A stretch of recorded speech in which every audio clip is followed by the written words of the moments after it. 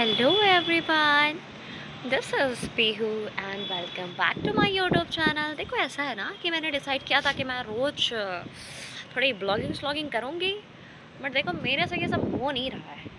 मैं हूँ एक नंबर की निर्लज टाइप की और आलसी। मतलब ये भाई टफ होता है यार, होता है टफ, मेरे लिए तो टफ है। तो देखो मैं टहल रही थी अपना मस्त बाल उल खोल के, तभी मुझे दिख गया मेरे सुंदर से चंदा मामा। अब इस पे मुझे देने का मन कर दिया ज्ञान।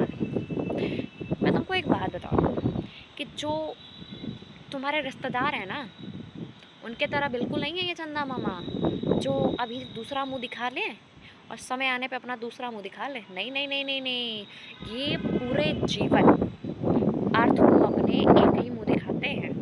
कहना क्या चाहती हूँ, ये कहना चाहती हूँ कि जो हमारा चंदा मामा जी हैं, मतलब जो हमारे चंदा मामा जी हैं, वो हमेशा सेम फेज में रहते हैं। मतलब उनका जो चेहरा है ना, मतलब कि एक ही साइड का हमें दिखता है। ठीक है। अच्छा, तो अब आपके दिमाग में ये आएगा कि भाई इनके तो 8 फेज हमको दिखते हैं। 8 फेज, अरे वही आधा चंदा पूरा चंदा। हाँ बिल्कुल सही। तो ये फेजेस होते क्यों हैं? Due to rotation of moon around the earth. ठीक है, बिल्कुल सही बात। तो पहले क्या होता है? पहले आपको न्यू मून दिखता है। न्यू मून का क्या मतलब है? मतलब कि ये जो चंदा मामा हैं ये पूरे आसमान से गायब हो जाते हैं। ठीक है, मतलब ये आपका सन है, बीच में आ जाता है मून और उसके बाद आता है अर्थ। ठीक, आपका जो ये मून है, मतलब हम सब का जो ये मून है, ये जो है इसकी खुद की कोई लाइट नहीं है। तो भाई ये चमकता क्यों है? चमक रहे हैं जस्ट बिकॉज ऑफ सन।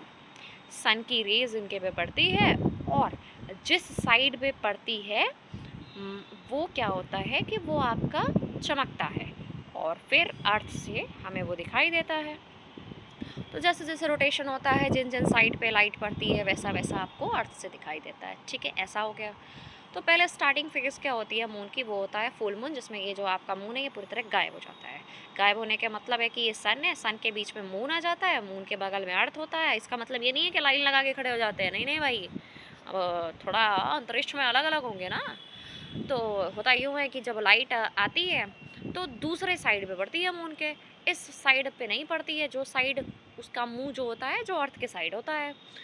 तो हमें अंधेरा अंधेरा दिखाई देता है, तो हमारा जो होता है वो न्यू मून का फॉर्मेशन होता है। फिर रोटेशन होता है, थोड़ा मून आगे बढ़ता है, थोड़ी सी लाइट आती है तो वो क्रिसेंट का फॉर्मेशन करता है, जिसको वैक्सिंग क्रिसेंट बोलते हैं, मतलब काजू के शेप का। ठीक है, अबाउट 90 डिग्री के बाद वो फॉर्मेशन करता है किसका? फर्स्ट क्वाड्रेंट का। और फर्स्ट क्वाड्रेंट क्या होता है?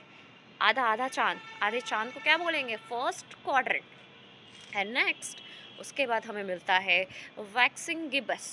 वैक्सिंग गिबस एंड उसके बाद आपको मिलता है एक फुल मून, सुंदर सा चांद का टुकड़ा, टुकड़ा नहीं पूरा चांद मिल जाता है। और उसके बाद जो सन है वो घटना स्टार्ट हो जाता है। घटना स्टार्ट मतलब कि रोटेशन होता है एंड देन जो फुल मून है आपका किस में चेंज हो जाता है? वेनिंग गिबस में। वेनिंग गिबस के बाद फिर वो चेंज होता है लास्ट क्वाड्रेंट में, और लास्ट क्वाड्रेंट के बाद फिर से वो चेंज हो जाता है क्रिसेंट में। And this is how moon cycles in 8 phases। ठीक है, cycle in 8 phases and it's complete it's take completely about 29.5 days to complete this cycle। और 29.5 days के बाद फिर से ये साइकिल क्या होती है आपकी? रिपीट होती है। ठीक है, ओके, सो थैंक यू। और जो भी मिस्टेक हो let me know, and if you know further more about this and if you have more knowledge about this, let me know in a comment section। Thank you for watching, that's it for today, bye bye, good night।